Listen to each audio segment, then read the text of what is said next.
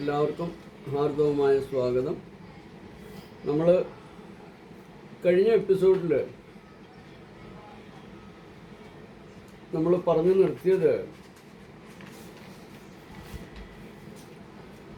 ഉത്രം വരെയുള്ള നക്ഷത്രങ്ങളായിരുന്നു സാമാന്യഫലം. അപ്പോൾ ഇപ്പം നമ്മൾ അത്തം ചിത്തിര ചോതിയുടെ സാമാന്യഫലമാണ് നമ്മൾ പറയുന്നത്. അപ്പം അത്തം നാളുകാർ ഒന്നുകൊണ്ടും ഇളകാത്ത സ്വഭാവക്കാരാണെന്നാണ് പറയുക.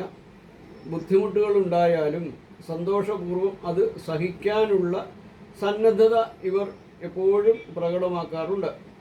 എല്ലാവരോടും സ്നേഹമായി പെരുമാറും. അവരുമായി അടുത്തിട്ടുള്ളവർ അകലാൻ മടിക്കും. ഇടപെടുന്നവരെയെല്ലാം സ്നേഹവും വിശ്വാസവും നേടിയെടുക്കുന്നവരായിരിക്കും. ശത്രുക്കളെ പോലും സഹായിക്കാൻ സന്നദ്ധത കാണിക്കുന്നവരായിരിക്കും ഇവരിൽ കൂടുതൽ ആൾക്കാരും. ആർക്കെങ്കിലും ഉപദ്രവം ഉണ്ടാക്കുന്ന ഒരു കാര്യവും ഇവർ ചെയ്യുകയുമില്ല. ഇവരുടെ സഹായം ലഭിക്കുന്നവർ സ്നേഹമില്ലാതെ പെരുമാറിയെന്ന് വരാം. ലളിത ജീവിതം നയിക്കാൻ ഇഷ്ടപ്പെടുന്നവരായിരിക്കും ഇവരിൽ അധികം പേരും. പക്ഷേ എല്ലായിടത്തും വൃത്തിയും സ്വച്ഛതയും വേണമെന്ന് നിർബന്ധം പിടിക്കുന്നവരും ആവും. അതിന് തടസ്സമുണ്ടാക്കുന്നവരെ ഇവർ വെറുക്കുകയും ചെയ്യും. ഇതുമൂലം അടുപ്പമുള്ള പലരുമായി കലഹിച്ചെന്നും വരാം. അത്തം നാളുകാരുടെ ജീവിതം ഉയർച്ച താഴ്ചകൾ അനുഭവപ്പെട്ടുകൊണ്ടിരിക്കും. ചില കാര്യങ്ങളിൽ വലിയ സാമ്പത്തിക നേട്ടങ്ങളും ഉയർച്ചയും സ്ഥാനമാനങ്ങളും ഉണ്ടാവും. മറ്റൊരു ഘട്ടത്തിൽ ഇവയെല്ലാം കൈവിട്ടുപോയെന്നും വരാം. വീണ്ടും ഇതേ അനുഭവങ്ങൾ ആവർത്തിക്കും. യാദൃച്ഛ്യമായി ചില സഹായങ്ങൾ ലഭിക്കുകയും അതുമൂലം ഉയർച്ച നേടുകയും ചെയ്യുന്നവരായിരിക്കും. ആരുടെയെങ്കിലും കീഴിൽ ജോലി ചെയ്യാൻ താല്പര്യക്കുറവ് ഇവർ കാണിക്കും. ഭരണശേഷി കൂടുതലുണ്ടായിരിക്കും ഇത്തരക്കാർക്ക്. ജോലിക്കാരെ നിയന്ത്രിക്കുകയും ഭരിക്കുകയും ചെയ്യുന്ന രൂപത്തിലുള്ള ജോലികളിൽ വളരെയധികം ശോഭിക്കുന്നവരായിരിക്കും ഇവർ. ലോകപരിചയവും ചിന്താശീലവും ഇവർക്ക് കൂടുതലുണ്ടാകും. മധ്യസ്ഥത വഹിക്കാൻ ഇവർക്ക് അസാധാരണമായ കഴിവുണ്ടാവും. പക്ഷേ സ്വന്തം കാര്യങ്ങളിൽ ഈ പക്വത വളരെയൊന്നും പ്രകടിപ്പിച്ചെന്നും വരികയില്ല. നിർബന്ധ ബുദ്ധി ഉണ്ടാവുമെങ്കിലും അന്യർക്ക് ഉപദ്രവം ചെയ്യാതിരിക്കാൻ പ്രത്യേകം ഇത്തരക്കാർ ശ്രദ്ധിക്കും. ദാമ്പത്യ ജീവിതം പൊതുവെ സന്തോഷകരമായിരിക്കും. ഇടയ്ക്കിടെ ജീവിത പങ്കാളിയുമായി ചില അഭിപ്രായ ഭിന്നതകളൊക്കെ ഉണ്ടാകാൻ സാധ്യതയുണ്ടെങ്കിലും പക്ഷേ അതിന് നീണ്ടു നിൽപ്പുണ്ടാകില്ല അത്ര. അതായത് അത് ചെറുതായിട്ട് വരും, പിന്നെ അതങ്ങ് പൊയ്ക്കോളും. പരസ്പര സ്നേഹവും പരസ്പര വിശ്വാസവും കൊണ്ട് ഇത്തരം കുഴപ്പങ്ങൾ പരിഹരിക്കാൻ ഈ നാളുകാർക്ക് കഴിയുകയും ചെയ്യും. സന്താനങ്ങൾ, ബന്ധുക്കൾ തുടങ്ങിയവരോട് സഹകരണ മനോഭാവത്തിൽ കഴിയുന്നവരായിരിക്കും ഇവർ അധികം പേരും. ആരോഗ്യം പൊതുവെ ഇവരുടെ മെച്ചമായിരിക്കും. പുഷ്ടിയുള്ള ശരീരവും സൗന്ദര്യവും. അത്തം നാളിൽ ജനിച്ച സ്ത്രീകൾ പൊതുവെ സുന്ദരികളായിരിക്കും. ആകർഷണീയമായ ശരീര വടിവും പെരുമാറ്റ രീതിയൊക്കെ ഇവർക്ക് ഉണ്ടായിരിക്കും. ബാല്യകാലം അത്ര മെച്ചമായിരിക്കാൻ സാധ്യത കുറവാണ്. വിദ്യാഭ്യാസകാലം ഗുണദോഷ മിശ്രിതമായിരിക്കും. 30 വയസ്സ് വരെ കാര്യമായ നേട്ടങ്ങൾ കൈവരിക്കാൻ കഴിഞ്ഞെന്നും വരികയില്ല. 30 വയസ്സ് മുതൽ 46 വയസ്സ് വരെയുള്ള കാലം തൊഴിൽ ഗുണം, ധനാഭിവൃദ്ധി, മെച്ചമായ ആരോഗ്യം തുടങ്ങിയവയെ കൊണ്ട് അനുഗ്രഹീതമാകും.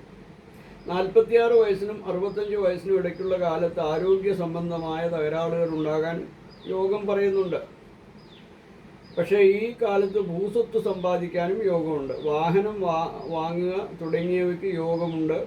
65 വയസ്സിന് ശേഷമുള്ള കാലത്ത് പൊതുകാര്യങ്ങളിൽ ഏർപ്പെട്ട് അംഗീകാരമൊക്കെ ലഭിക്കാൻ യോഗം പറയുന്നുണ്ട്. അത്തം നക്ഷത്രത്തിൽ ജനിക്കുന്ന സ്ത്രീകൾ പൊതുവെ കൈകളും കണ്ണുകളും കാതുകളും നന്നായിരിക്കുകയും ക്ഷമയും സദ്വൃത്തിയും ഉണ്ടായിരിക്കുകയും ധർമാചാരങ്ങളെ അറിയുന്നവരായും ശോഭനമായ ചുമൽ പ്രദേശത്തോടു കൂടിയവരായിരിക്കും. ഉത്കൃഷ്ട സുഖങ്ങളെ കൊണ്ട് ശരീരപുഷ്ടിയുള്ളവരും ആകുന്നു. അടുത്തത് ചിത്തിര നക്ഷത്രമാണ്. പ്രായോഗിക ബുദ്ധി കൂടുതലുള്ളവരായിരിക്കും ചിത്തിര നക്ഷത്രത്തിൽ ജനിച്ചവർ. കാര്യങ്ങൾ പെട്ടെന്ന് മനസ്സിലാക്കാനും കുഴപ്പം പിടിച്ച പ്രശ്നങ്ങൾക്ക് പ്രതിവിധി കാണാനും അസാധാരണമായ കഴിവ് ഇവർക്കുണ്ടാവും. തന്ത്രപൂർവം പ്രവർത്തിച്ച് സ്വന്തം ലക്ഷ്യങ്ങൾ നേടാൻ ഇവർക്കുള്ള കഴിവൊരു പ്രത്യേകത തന്നെയാണ്. സ്നേഹം തോന്നുന്നവരോട് അങ്ങേയറ്റം ആത്മാർത്ഥത പുലർത്തുകയും ചെയ്യും. ഇഷ്ടമില്ലാത്തവരോട് അകന്നു കഴിയുമെങ്കിലും അവരോട് എതിർത്ത് നിൽക്കാൻ സാധാരണഗതിയിൽ ഇവർ ശ്രമിക്കാറില്ല.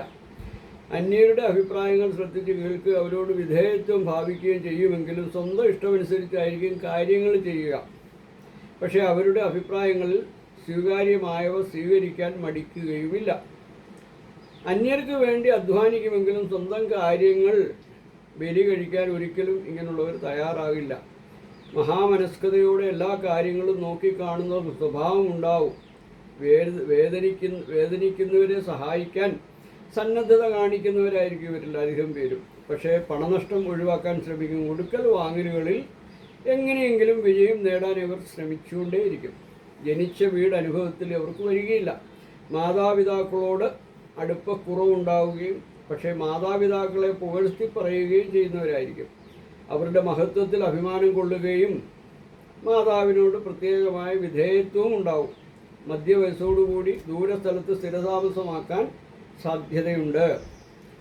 എതിർപ്പുകളും ശത്രുതയും എന്നും നേരിടേണ്ടി വരും.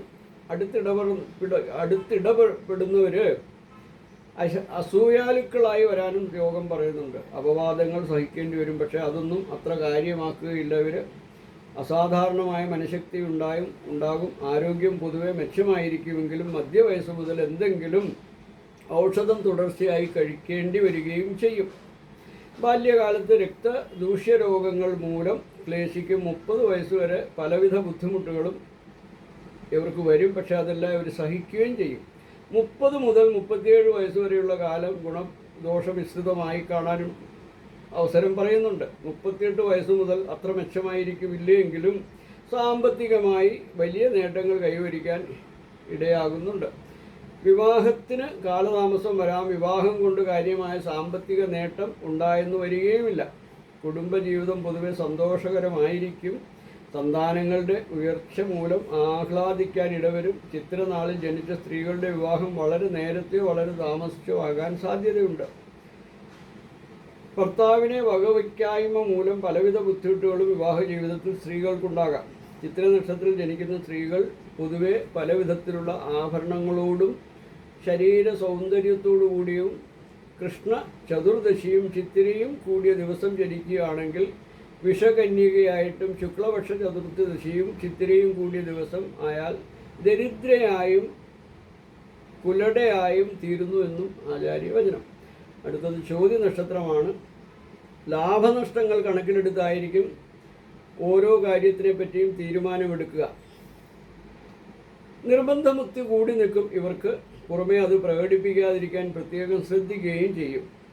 കാര്യപ്രാപ്തിയും പരിശ്രമശീലവും ഇവർക്കുണ്ടാകും. വാക്കുപാലിക്കുന്നതിൽ പ്രത്യേകം ശ്രദ്ധിക്കും.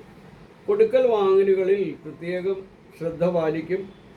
അന്യർ പുകഴ്ത്തി പറയണമെന്ന് ആഗ്രഹിക്കും. വിമർശനങ്ങൾ നേരിടാനുള്ള കഴിവ് കുറയും. സ്വാതന്ത്ര്യബോധം ഇവർക്ക് കൂടി നിൽക്കും. ആരുടെയെങ്കിലും ആജ്ഞയനുസരിച്ച് പ്രവർത്തിക്കാൻ ഇവർ ഒരിക്കലും തയ്യാറാവുകയില്ല. എതിർപ്പുകളെ ധീരമായി നേരിടുകയും ആരെയെങ്കിലും ആശ്രയിച്ച് ജീവിക്കാൻ ഇഷ്ടപ്പെടുകയുമില്ല ഇവർ. അതേസമയം സ്വന്തം അഭിപ്രായങ്ങൾ അന്യരെ കൊണ്ട് അംഗീകരിപ്പിക്കാൻ ഇവർ ശ്രമിക്കും. ആശ്രിത വാത്സല്യം ഇവർക്ക് കൂടി നിൽക്കും. ബാഹ്യകാലത്ത് ആരോഗ്യക്കുറവ് അനുഭവപ്പെടും. 10 വയസ്സിന് ശേഷം ആരോഗ്യം മെച്ചപ്പെടും. 25 വയസ്സ് വരെയുള്ള കാലം പൊതുവെ ഗുണകരമായിരിക്കും. 25 വയസ്സ് മുതൽ 44 വയസ്സ് വരെയുള്ള കാലത്ത് വലിയ സാമ്പത്തിക നേട്ടങ്ങളൊക്കെ പറയുന്നുണ്ട്. ഈ കാലത്ത് മെച്ചമായ ജോലി, വിജയകരമായ വിവാഹം, പലവിധ ധനലാഭം തുടങ്ങിയവ ഉണ്ടാകാമെന്ന് ലോകം പറയുന്നുണ്ട്. 44 വയസ്സ് മുതൽ 68 വയസ്സ് വരെയുള്ള കാലത്ത് പെട്ടെന്നുള്ള രോഗപീഠ, അപകടങ്ങൾ, മനക്ലേശങ്ങൾ തുടങ്ങിയവ ഉണ്ടാകാവുന്നതാണ്. ദാമ്പത്യ ജീവിതം പൊതുവെ സന്തോഷകരമായിരിക്കും. പങ്കാളിയുമായി ഇടയ്ക്കിടെ കലഹിക്കുമെങ്കിലും അത് രഹസ്യമായി വയ്ക്കാൻ ശ്രമിക്കുന്നവരായിരിക്കും. കുടുംബജീവിതത്തിൻ്റെ ഭദ്രതയ്ക്ക് പ്രത്യേകം പ്രാധാന്യം നൽകുന്നവരായിരിക്കും. സദാചാരനിഷ്ഠയും സത്യസന്ധതയും ആത്മാർത്ഥതയും ഇവർക്കുണ്ടാകും. കുടുംബത്തെ സ്നേഹിക്കുന്നവർ തന്നെയാവും. ചോദ്യ നക്ഷത്രത്തിൽ ജനിക്കുന്ന സ്ത്രീകൾ പൊതുവെ പതിവ്രതയായും പുത്രഗുണമുള്ളവരായും സമ്പത്തും സത്യവും ഉള്ളവരായും പതുക്കെ സഞ്ചരിക്കുന്നവരായും ബന്ധുക്കളും യശസ്സും ഉള്ളവരായും ശത്രു സംഘത്തെ ജയിക്കുന്നവരായും ഭവിക്കുന്നു എന്നാണ് ആചാര്യവചനം. അപ്പോൾ അടുത്തത് വിശാഖം മുതലുള്ള 3 നക്ഷത്രത്തിൻ്റെ ഫലവുമായി അടുത്ത എപ്പിസോഡിൽ കാണാം. ഹരിയോം ഹരിയോം ഹരിയോം.